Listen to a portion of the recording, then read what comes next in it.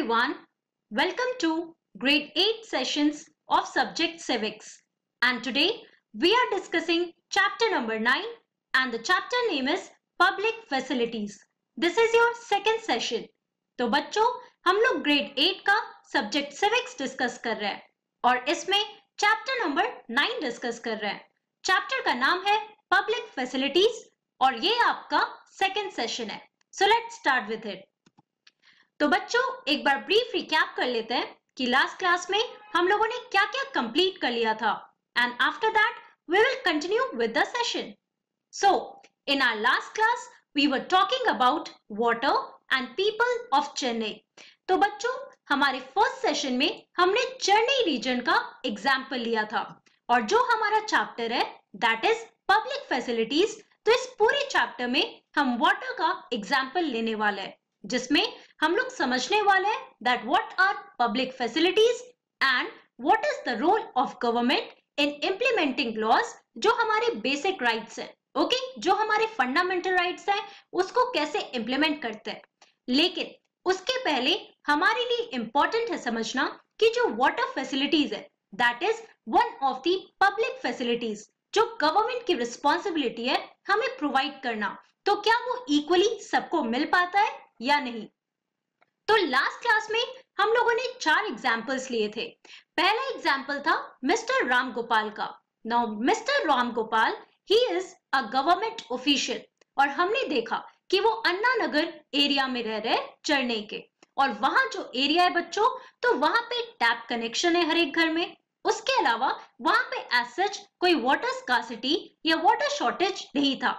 लेकिन कभी भी अगर मिस्टर राम गोपाल को वाटर स्कार्सिटी या वाटर इनएडिक्वेट होता था तो इसके लिए वो म्युनिसिपल वाटर सप्लाई को कॉल करते थे और उनके घर पे आराम से वाटर टैंकर आ जाया करता था. लेकिन उसके अलावा हमने और 3 एग्जाम्पल्स देखे जिसमें हमने सुब्रमण्यम का एग्जाम्पल देखा, फिर शिवा का एग्जाम्पल देखा, फिर पद्मा का एग्जाम्पल देखा और इन तीनों एग्जाम्पल्स में हमने वाटर शॉर्टेज के प्रॉब्लम को समझा कि हर एक रीजन में वाटर सप्लाई 24/7 नहीं मिल रहा था. 24/7 मतलब डेली बेसिस पे उन्हें वाटर सप्लाई नहीं आ रहा था, राइट. और इसकी वजह से इन रीजन्स में जितने भी लोग रहते थे तो उन्हें वहां के बोरवेल को यूज करना पड़ता था. लेकिन उसका पानी भी पीने के लिए for drinking purposes it was not safe क्योंकि वो कॉन्टामिनेटेड वाटर हुआ करता था. तो इसलिए जितने भी लोग रहते थे उनको वाटर बॉटल्स या बॉटल पैक बॉटल्स खरीदने पड़ते थे, नहीं तो टैंकर से उन्हें पैसे लगाकर पानी खरीदना पड़ता था, राइट. तो हमने मिस्टर राम गोपाल और बाकी जितने भी लोग थे जो डिफरेंट रीजन्स में चाहे वो स्लम एरिया हो चाहे वो छोटे एरियाज हो जहां पे भी वो रह रहे थे उनके साथ जो भी प्रॉब्लम्स थे वाटर शॉर्टेज का या वाटर स्कार्सिटी का उसका हमने एग्जाम्पल्स के थ्रू ये सारे पॉइंट्स समझे, right. Now let's move on to our next topic here, that is water as a part of fundamental right to life. तो आप लोगों ने fundamental rights के बारे में पढ़ा है ना. Fundamental rights में हमने देखा that these are the basic rights that each and every individual or citizen of our country can access, right. तो हमारे जो fundamental rights है उसमें water भी हमारा एक part है, ओके. तो इसके थ्रू हम समझने वाले हैं कि किस तरीके से water being a part of fundamental right to life ये हर लोगों के पास इजीली एक्सेसिबल नहीं हो पाता. जैसे पिछले एग्जांपल्स में आप लोगों ने एक छोटा सा पॉइंट समझा, right. Now let us try to understand this. Water is essential for life and for good health. Obvious सी बात है जैसे आप लोगों ने अभी तक पढ़ा है that water is the basic necessity for our life. चाहे वो ड्रिंकिंग पर्पस के लिए हो, बेथिंग पर्पस के लिए हो, कुकिंग या वॉशिंग पर्पस के लिए हो, पानी हमेशा हमें उसकी जरूरत पड़ती है ना. So not only is it necessary for us to be able to meet our daily needs, but safe drinking water can also prevent many water related diseases, right. तो हमारे कंट्री में सिर्फ हमारे डेली नीड्स के लिए नहीं बल्कि अगर हम सेफ ड्रिंकिंग वाटर पी रहे तो उससे बहुत सारे जो वाटर रिलेटेड डिजीजेस होते हैं उनसे भी हम बच सकते हैं। लेकिन अगर आप याद करो तो सुब्रमण्यम के एग्जाम्पल में हमने देखा कि जो बोरवेल का पानी होता था वो पानी कॉन्टामिनेटेड था, मतलब उसकी क्वालिटी अच्छी नहीं थी, and that is why it was not safe for drinking.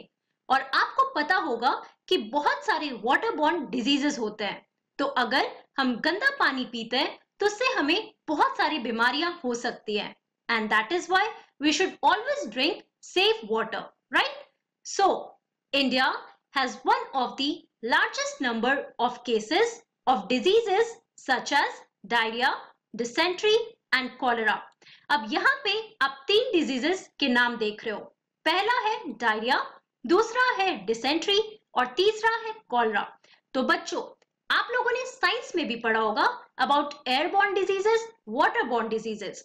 तो ये जो डिजीज है बच्चों, ये वाटर बॉर्न डिजीजेस होते हैं। और ये क्यों होता है?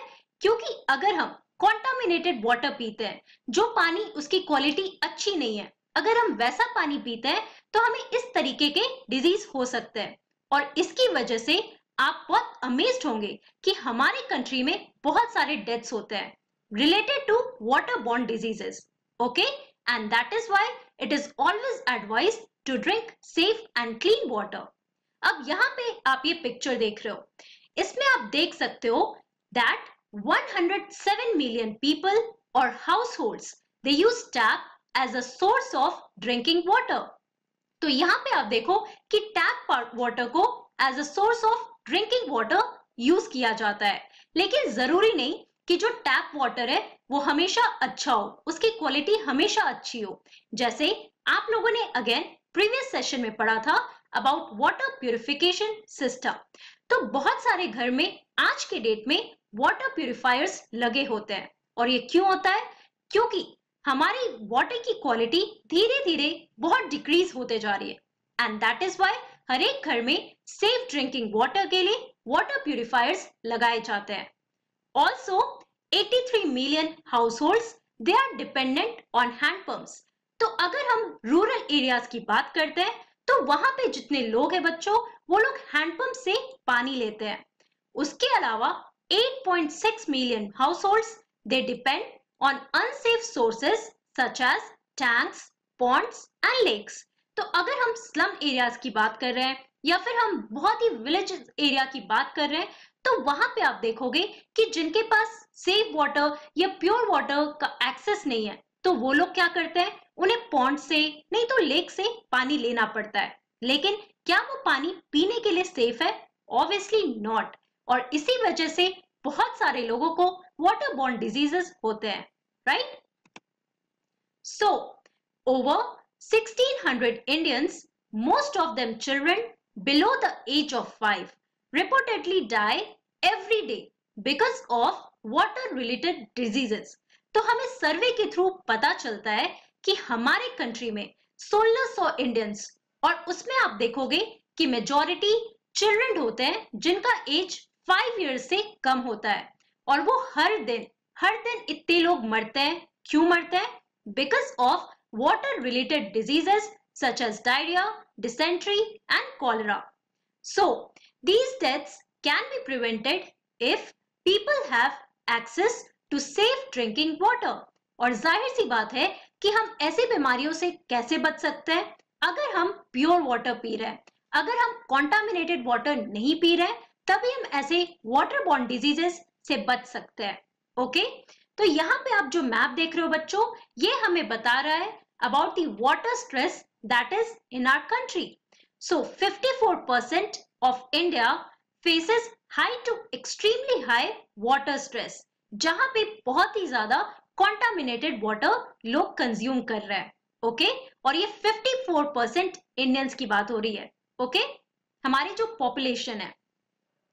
The Constitution of India recognizes the right to water as being a part of the right to life under Article 21।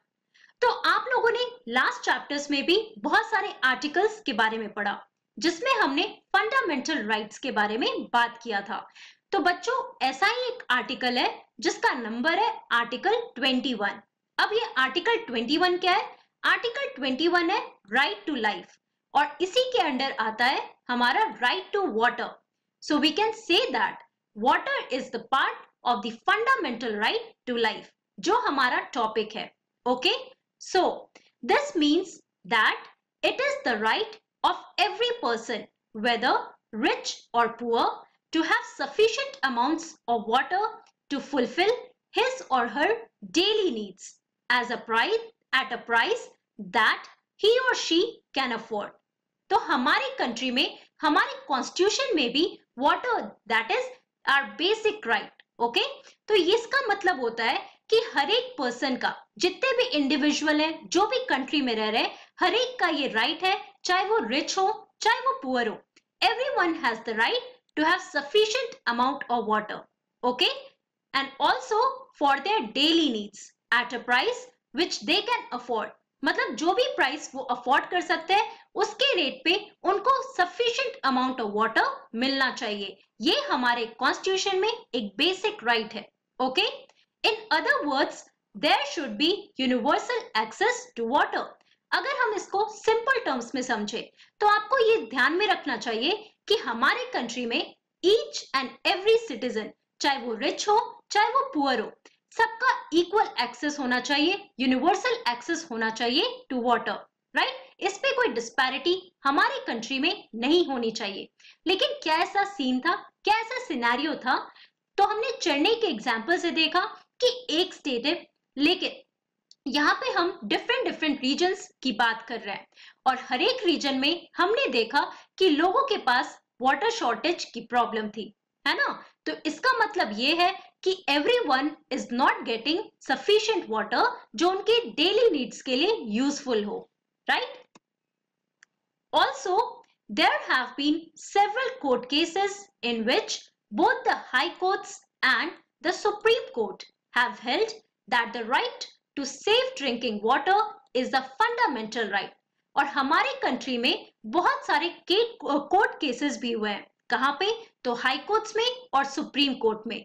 और हाई कोर्ट और सुप्रीम कोर्ट ने ये भी बोला है कि ये हमारा बेसिक राइट है, ये हमारा फंडामेंटल राइट है. और क्या राइट है? That is the right to safe drinking water, कि सभी को सेफ ड्रिंकिंग वाटर मिलना चाहिए. ऑल्सो मोर रिसेंटली in 2007, तो 2007 की बात हो रही है, the Andhra Pradesh High Court restated this while hearing a case based on a letter written by a villager of Mehboob district on the contamination of drinking water. तो बच्चों, ये year 2007 की स्टोरी है कि आंध्र प्रदेश के हाई कोर्ट में एक ऐसा केस आया था जिसमें एक विलेजर ने लेटर लिखा था टू द जज, और उसमें उसने कंप्लेन किया था about the contamination of drinking water. Okay, अब यहाँ पे अगेन आप एक पिक्चर देख रहे हो, इसमें हम देख रहे हैं deaths due to unsafe water, और यहाँ पे नंबर 1 पे कौन सा कंट्री है? That is India. तो इंडिया में मोर देन 4 लाख डेथ होते हैं. और उसके बाद जो नेक्स्ट कंट्री है दैट इज बांग्लादेश. तो आप देख सकते हो बच्चों that this is the report of WHO, that is world health organisation, और ये 2010 का रिपोर्ट है जिसमें सबसे ज्यादा deaths that is due to unsafe water वो इंडिया में हुआ है. तो आप देख सकते हो कि यहाँ के लोग कितना ज्यादा अनसेफ वाटर कंज्यूम करते हैं, that leads to death and also to waterborne diseases. Okay, अब हम इस केस की बात कर रहे हैं. तो जो हम विलेजर की बात कर रहे थे जिसने आंध्र प्रदेश के हाई कोर्ट में लेटर लिखा था, तो लेट्स सी कि उस विलेजर का कंप्लेन क्या था. So the villagers complain was that a textile company was discharging poisonous chemicals into a stream near his village, contaminating groundwater which was the source for irrigation and drinking water. तो हमारी country में अगर आप pollution की बात करते हैं तो बहुत सारे पोल्यूशंस होते हैं, है ना. Air pollution, water pollution, noise pollution, soil pollution. तो यहाँ पर हम वाटर का केस ले रहे हैं तो हम वाटर पोल्यूशन की बात करेंगे. तो बहुत सारे वेज होते हैं बच्चों जिससे वाटर पोल्यूट होता है, और उसका एक तरीका है with the industrial waste. Industrial waste कहने का क्या मतलब है कि जितने भी बड़े बड़े इंडस्ट्रीज होते हैं, बड़े बड़े कंपनीज होते हैं, तो वो भी बहुत सारे वाटर जो वो यूज करते हैं उनका डिस्चार्ज करते हैं। वो डिस्चार्ज कहाँ होता है? तो वो डिस्चार्ज होता है स्ट्रीम्स में, रिवर्स में, पॉन्ड्स में, और उसकी वजह से जो भी केमिकल्स जो भी यूज होता है वो भी पानी के साथ बाहर आता है, और जिसकी वजह से जो स्ट्रीम्स के पानी है बच्चों वो भी कॉन्टामिनेट हो जाते हैं। और यही कंप्लेन था विलेजर का यहाँ पर। सो टेक्सटाइल कंपनी से जो भी पॉइजनस केमिकल्स रिलीज हो रहे थे वो स्ट्रीम में जा रहे थे जो उसके विलेज के पास था, राइट? और वो ग्राउंड वाटर को कॉन्टामिनेट कर रहा था, उसकी क्वालिटी को और खत्म कर रहा था, right? And that was the source for irrigation and drinking water. तो हमारा पानी का एक सोर्स होता है ground water, right? So ground water का जो पानी है उसको इरिगेशन और ड्रिंकिंग पर्पसेस के लिए उस विलेज में यूज किया जाता था। And that is why the villager he wrote a letter to the high court there.